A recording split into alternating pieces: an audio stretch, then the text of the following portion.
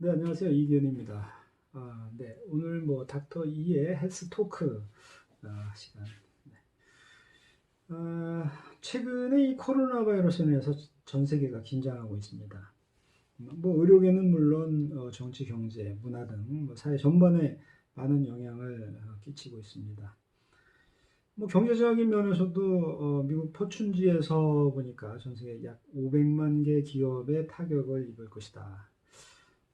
이러한 그 바이러스로 인한 감염병은 그 역사를 이렇게 볼 때, 예전에 HIV로 4천만 명 정도가 목숨을 잃었고, 그 다음에 1918년대였던 걸로 기억을 하는데, 20세기 최악의 그 세계 대유행이라고 했었던 그 스페인 독감으로는 5천만 명에서 약 1억 명 가까이의 그 위협을 주었었고, 그 이외에도 여러 가지 바이러스로 인한 그런 감염병이 있었습니다. 2003년 3월에 우리 사스로 인해서 한 4개월 고생을 했었던 거 기억하실 겁니다. 또 10년 후인 2015년 4월에 2005월이죠. 5월에 그 메르스로 인해서 또 고생을 했던 기억이 가시기도 전에 한 4년 만이 되는 거죠. 또 중국 우한에서 발생한 폐렴 환자로 인해서 이 신종 코로나 바이러스가 이제 밝혀지면서 그 어느 때보다 우리가 새로운 국면에서 이 감염병에 대한 질환 관리에 대해서 신경을 쓰게 되고 있습니다. 그래서 오늘 이 시간에 이 코로나 바이러스에 대해서 알아야 될 사항 몇 가지만 한번 짚어보도록 하겠습니다. 자, 그럼 코로나 바이러스에 대해서 알아야 될 사항을 한번 살펴보도록 하겠습니다. 코로나 바이러스는 일반적으로 인간을 포함한 포유동물의 호흡기에 영향을 미치는 바이러스 유형입니다. 그들은 일반적인 감기, 폐렴 및 심한 급성 호흡기 증후군과 관련이 있으며 장에도 영향을 줄 수가 있습니다. 코로나 바이러스는 조류의 감염성 기관지염 바이러스로서 1937년에 처음으로 분류가 됐습니다. 감기의 약 15%에서 30%를 차지합니다. 그래서 감기에 안 걸리는 게 굉장히 중요한 거죠. 이 코로나 바이러스는 일반적으로 감기에서 메르스라고 불리는 중증 호흡기 증후군, 또 사스라고 불리는 중증 급성 호흡기 증후군과 같은 중증의 질병에 이르는 질병을 일으키는 그 대규모 바이러스군입니다. 신규 코로나 바이러스는 인간에서 이전에 확인되지 않은 새로운 균주라고 볼 수가 있는 거죠. 이 코로나 바이러스는 동물성으로 동물과 사람 사이에서 전염이 됩니다. 상세한 조사에 따르면 사스 코로나 바이러스는 사양 고양이에서 인간으로, 또 메르스는 단봉 낙타에서 인간으로 전염이 되었습니다. 아직까지 인간에게 감염되지 않은 동물에서 또 새롭게 알려진 코로나 바이러스 몇 종류가 순환되고 있습니다.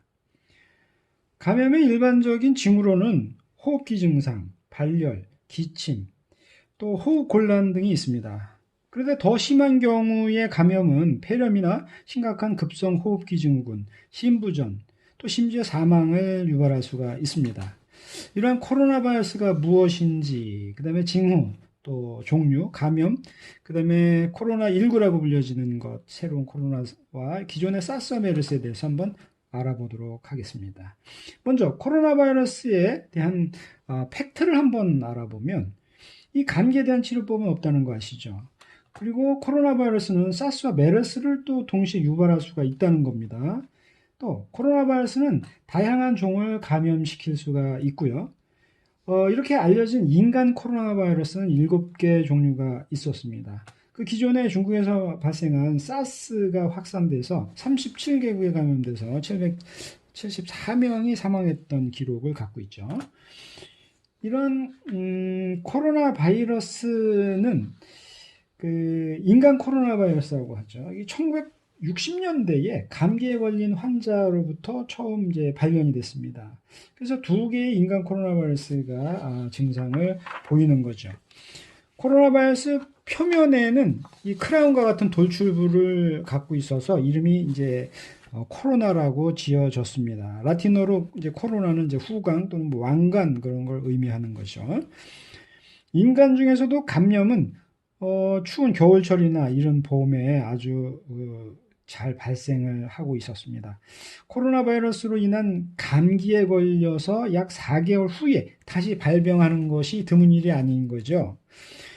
이것은 코로나 바이러스 항체가 오랫동안 지속되지 않기 때문에 또한 하나의 균주로서 코로나 바이러스에 대한 항체는 다른 균주에 대해서 쓸모는 없을 수도 있습니다.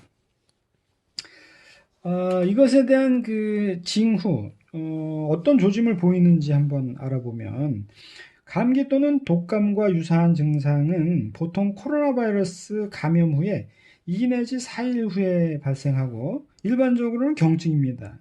그러나 증상은 사람마다 다르고 일부 형태의 바이러스는 치명적일 수 있는 거죠. 네, 그 증상은 다음과 같습니다. 뭐 재채기, 콧물, 피로, 기침, 드문 경우에 열, 그 다음에 목이 아프고요. 또 천식이 굉장히 악화된 천식을 보일 수가 있습니다. 이것의 치료 방법은 없을까요? 네, 치료 방법 뭐 사실 없습니다. 치료에는 본인 관리와 또 처방전 없이 구입할 수 있는 뭐 OTC 약물이라고 하죠. 이런 것을 포함해서 본인의 관리가 무엇보다 중요한데 이럴 때는 이제 휴식을 취하고 과도한 운동을 피하여야 됩니다. 또 물도 충분히 마셔야 됩니다.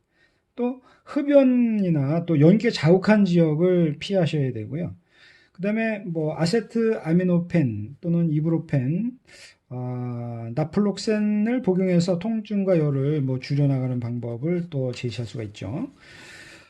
무엇보다 깨끗한 가습기 또는 차가운 뭐 미스트 기화기를 사용해서 공기를 정화시켜 주는 거 이런 것도 중요하고 바이러스는 코에 그 점액 또는 그 혈액과 같은 호흡액의 샘플을 채취해서 진단할 수가 있는 겁니다. 이러한 코로나 바이러스 종류, 인간 코로나 바이러스의 종류에는 질병의 심각성을 확산시키는 정도에 따라서 좀 다르게 나타납니다. 현재 인간을 감염시킬 수 있는 유형은 7가지 정도로 보인다고 말씀을 드렸었는데 일반적인 유형은 다음과 같습니다. 알파 코로나 바이러스가 2종이 있고요. 또 베타 코로나 바이러스가 또 2종이 있죠. 또 더 드물게 위험한 유형으로 메르스 코로나 바이러스가 있고 또 사스 코로나 바이러스가 있죠. 2019년에는 그 위험한 새로운 계통의 코로나 바이러스가 이제 유행이 되며 이걸 뭐 소셜 코로나 바이러스라고 했었죠. 그래서 2019년도 N 새로운 코로나 바이러스 이렇게 이제 명칭이 돼 있다가 이것을 코비드 19이라고 했습니다. 코로나 바이러스 디지즈가 2019년에 이제 발생됐다고 하는 거죠. 그래서 우리나라는 코로나 19라고 명명을 했습니다. 그러나 뭐 정확히 부르는 것은 코로나 19라고 사실은 불러야 맞을 것 같습니다만은 뭐 여튼 그렇게 이제 부르기로 됐습니다. 감염에 대해서 한번 알아보겠습니다. 감염은 뭐 인간 코로나 바이러스가 한 사람에게서 다른 사람에게 어떻게 퍼지는지에 대한 연구가 굉장히 연구는 하고 있지만 많이 그렇게 없습니다. 그러나 이런 그 바이러스는 호흡기부터 분비되는 유체를 사용해서 전염되는 것은 확인이 되고 있는 겁니다. 이 코로나 바이러스는 이제 이 화면에서 보시는 바와 같이 다음과 같은 방식으로 확산이 될 수 있습니다. 입을 가리지 않고 기침과 재채기를 하면 그 기말이 공기 중에 분산되면서 바이러스가 퍼질 수 있다는 거죠. 그래서 상대방이 기침을 했을 때 나한테 튀지도 않게 또 내가 또 혹시나 기침을 했을 때 남한테 튀지 않게 정 없으면 뭐 가벼운 마스크라도 꼭 착용하는 거, 없으면 티슈나 뭐 손수건으로라도 꼭 가려야 된다는 거가 굉장히 중요하게 이제 대두가 될 수가 있죠. 또 바이러스가 있는 사람을 만지거나 악수하면 바이러스가 또 한 사람에서 다른 한 사람으로 전염시킬 수가 있다는 거죠. 그리고 바이러스가 있는 표면이나 물체에 접촉한 다음에 그 손으로 코와 눈 또는 입을 만지면 그것이 바로 이제 감염이 될 수가 있다는 겁니다. 또 드문 경우에 코로나 바이러스가 이 대변과 접촉을 통해서도 퍼질 수 있다는 것이 있기 때문에 그것도 주의를 해야 됩니다.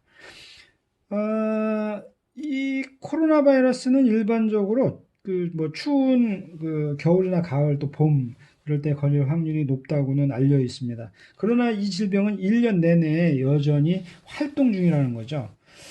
뭐 사실 젊은이들이 좀 덜 걸리는 것 같지만요. 젊은이들은 코로나 바이러스에 걸릴 가능성이 가장 높은 것으로 평가되고 있습니다. 일생 동안 하나 이상의 코로나 바이러스에 감염될 수가 있다는 거죠. 그래서 대부분의 사람들은 그들의 생활에서 적어도 하나의 코로나 바이러스에 감염될 수도 있다는 겁니다. 이런 그 코로나 바이러스는 돌연변이 능력이 어, 그 있어서 그 능력이 전염성이 있다는 겁니다. 그래서 이것을 굉장히 중요시해야 된다는 거죠. 이런 전염을 막으려면 증상이 발생하는 동안 집에서 머물고 휴식을 취해야 되고 또 다른 사람과 접촉을 피해야 됩니다.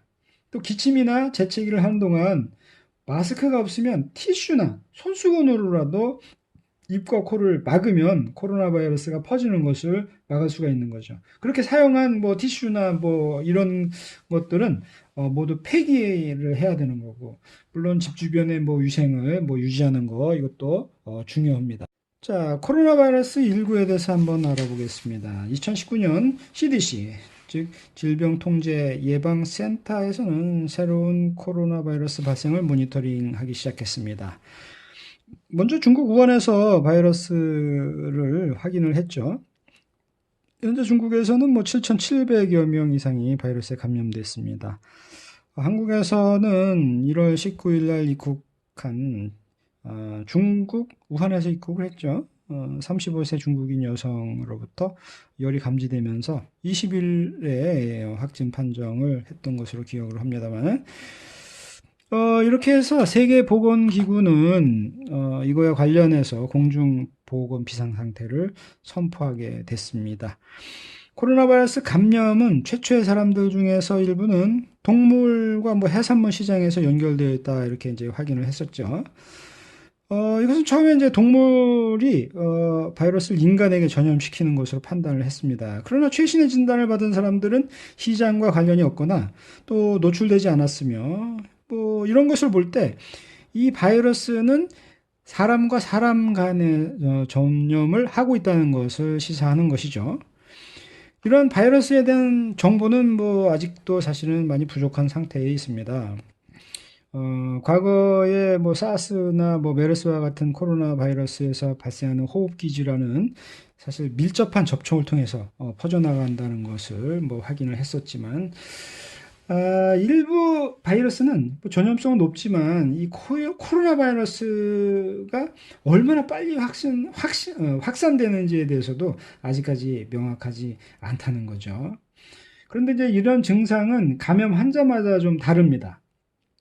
증상이 거의 없거나 전혀 없을 수도 있어요.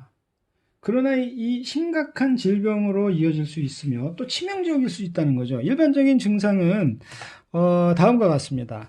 열이나 숨가쁨, 뭐 기침 뭐 이런 증상이 나타나는데, 감염 후 증상이 나타날 때까지는 뭐 빠르게는 2일, 근데 늦게는 한 14일 이후에도 이제 나타날 수 있고요. 또 이제는 그 이후에도 나타날 수 있다는 것이 또 확인이 되고 있습니다. 이렇게 해서 이 현재 그 코로나 바이러스가 이게 참고로 하지만 이거에 대한 백신이 아직도 개발이 이제 안 되고 있다는 거죠. 그러나 다양한 것은 이제 그 과학자들이 이 바이러스를 복제했습니다. 이것은 이제 아직 증상을 보이지 않는 사람들이나 그런 사람들을 이제 조기에 발견할 수 있고 또 치료제를 백신을 이제 개발할 수 있다는 가능성을 주고 있다는 것입니다. 사스에 대해서 계속 알아보겠습니다. 사스 하면 이제 중증급성 호흡기 증후군 코로나 바이러스라고 할 수가 있죠. 이것도 뭐 전염병입니다. 이것은 일반적으로 생명을 위협하는 형태의 폐렴으로 이어졌습니다. 이 바이러스는 2002년 11월 중국 남부의 광동성에서 시작해서 홍콩으로 도달한 다음에 그곳에서 전 세계에 빠르게 확산되면서 뭐 37개국의 사람들을 감염시켰었죠. 이 사스 코로나 바이러스는 아주 독특합니다. 호흡기 상부나 하부를 감염시킬 수도 있는데 위장염까지 유발할 수도 있다는 점입니다. 이러한 그 사스의 증상은 일주일에 걸쳐서 발생하며 열로 시작합니다.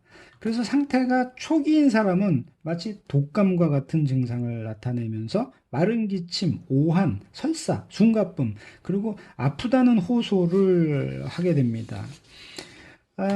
심한 폐 감염인 그 폐렴이나 또 나중에 이런 것이 이제 발생할 수가 있는데 가장 진보된 단계에서 사스는 폐, 심장 또는 간 기능 장애를 유발한다는 것이 문제입니다. 8,098건의 전염을 보인, 그래서 774명이 사망한 이 사스 사례의 사망률은 9.6%에 달하고요. 또 중요한 것은 이제 노년층에서 합병증이 발생할 가능성이 높았다는 겁니다. 또 65세 이상으로 아픈 사람의 절반은 사실 생존하지 못했다는 거. 뭐 2003년 7월에 가서 이것이 이제 마무리가 됐었습니다. 자, 다음은 메르스에 대해서 한번 알아보겠습니다. 메르스 코로나 바이러스로 인해서 발생하는 메르스, 이것은 이제 2012년에 처음으로 인식되었죠. 이 심각한 호흡기 질환은 사우디아라비아에서 처음 나타났고 그 이후로 이제 다른 나라로 퍼져나갔습니다. 증상으로는 뭐 열, 호흡곤란, 뭐 기침이 있습니다. 이 질병은 이미 감염된 사람과 밀접한 접촉에 의해서 퍼져 나간다는 거죠. 그러나 그 메르스의 모든 사례는 최근 아라비아 반도 여행에서 돌아온 개인과 관련이 있다는 거 굉장히 중요한 사항인데, 이렇게 메르스에 감염된 사람들의 한 30에서 40%가 아주 치명적이라는 것입니다. 자, 그러면 이러한 그 코로나 바이러스에 대한 그 예방 대책, 뭐 코로나 바이러스뿐만 아니라 뭐 다른 바이러스에 대한 예방 원칙이 될 수가 있습니다. 먼저 그 사람이 모인 곳에서는 최소한의 마스크를 확보하라는 겁니다. 아무데도 없는 데서는 뭐 사실 마스크가 뭐 얼마 의미가 없을 수가 있습니다. 그렇지만 사람이 많이 모인 곳에 누가 감염이 돼 있을지 모르기 때문에 최소한의 마스크, 너무나 뭐 의학적인 마스크까지 이렇게 찾아서 힘들게 어렵게 하지 않더라도 최소한의 마스크를 확보해서 갖고 있어야 된다는 겁니다. 뭐 최소한의 마스크가 없으면 뭐 손수건이나 휴지 같은 거라도 즉시 그 입을 가릴 수 있는 것도 확보하는 것도 또 필요하겠죠. 두 번째로는 남들과 함께 사용한 물건을 만질 때는 더 자주 손을 씻으라는 겁니다. 손 소독제로 뭐 하게 되면 뭐 즉시 몇 초 이내에 세균이나 뭐 바이러스 뭐 박테리아를 사멸시킬 수 있지만, 그것이 없으면 비눗물로 30초 이상 닦으라는데 30초는요, 이게 비누칠하고 닦으면 30초가 넘어갑니다. 그러니까 비누로 해서 그 손 닦는 방법 있지 않습니까? 그런 대로 해서 닦아주시면 될 것 같습니다. 그 다음에 중요한 것은 감기에 걸리면 바이러스에 걸린 거나 마찬가지거든요. 그럼 그 바이러스가 또 코로나로 또 이렇게 확산될 수가 있기 때문에 옷을 따뜻하게 입어서 감기에 걸리지 않도록 주의하라는 겁니다. 그리고 또 무엇보다 중요한 건 면역력을 증강시키는 건데, 면역력을 증강시키는 것은 우선은 잘 먹어야 된다는 겁니다. 균형 있는 식사를 해야 된다는 거죠. 그 다음에 뭐 면역력에서는 뭐 잠도 잘 자야 되고, 그러니까 휴식을 잘 취해야 된다는 거죠. 그 다음에 잘 씻어야 된다는 거, 이런 거 뭐 다 일반적으로 아시는 거기 때문에 더 강조하지 않아도 될 것 같습니다. 이러한 원칙들, 정말 이 원칙은 굉장히 쉬운 것들인데 이것을 순간순간 잊어버리면서 이것이 우리를 치명적인 질병 감염으로 몰아가고 있는 겁니다. 자, 여러분 경청해 주셔서 감사합니다. 예방 원칙 잊지 마시고, 오늘도 또 계속해서 이 코로나 바이러스는 물론 다른 바이러스로부터 안전한 그러한 삶을 영위하시기를 간절히 바라면서 이상 마치겠습니다. 정말 감사합니다.